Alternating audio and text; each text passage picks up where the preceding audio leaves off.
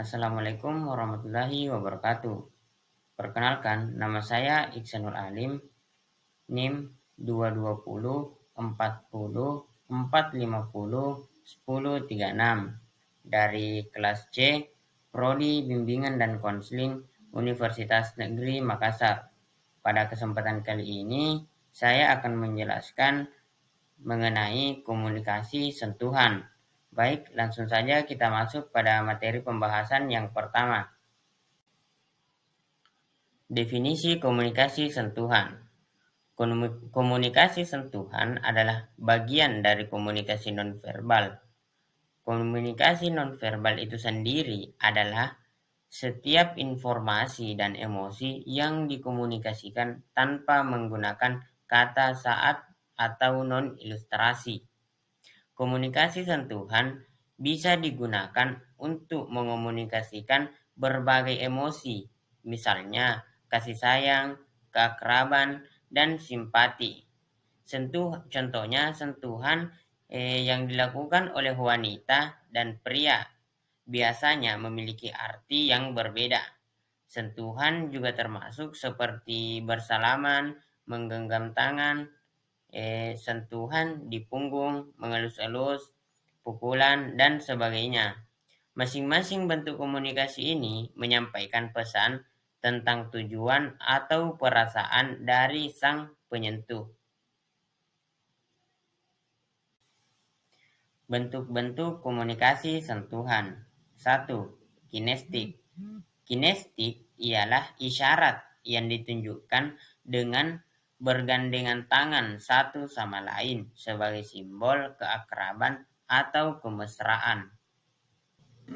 Yang kedua, sosiofugal ialah isyarat yang ditunjukkan dengan jabat tangan atau merangkul dalam menunjukkan persahabatan.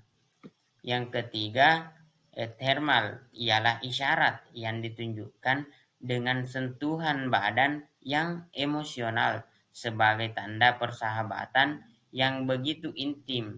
Misalnya, menepuk punggung karena sudah lama tidak bertemu atau memberi semangat. Contoh komunikasi sentuhan.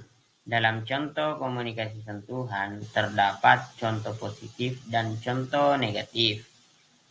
Contoh positif diantaranya 1. Bersalaman. Bersalaman biasa kita gunakan ketika kita ingin meninggalkan rumah. Terlebih dahulu kita bersalaman dengan orang tua kita. Yang kedua, menggenggam tangan.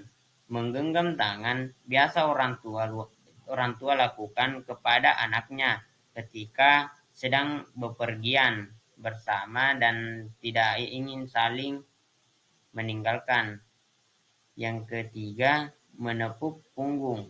Menepuk punggung biasa kita lakukan ketika kita telah berpisah lama dengan sahabat kita dan bertemu kembali di tempat keramaian, kita menepuk punggung untuk menegur. Yang keempat, mengelus-elus. Mengelus-elus biasa orang tua lakukan ketika anaknya kesulitan untuk tidur, orang tua mengelus-elus anaknya untuk tidur.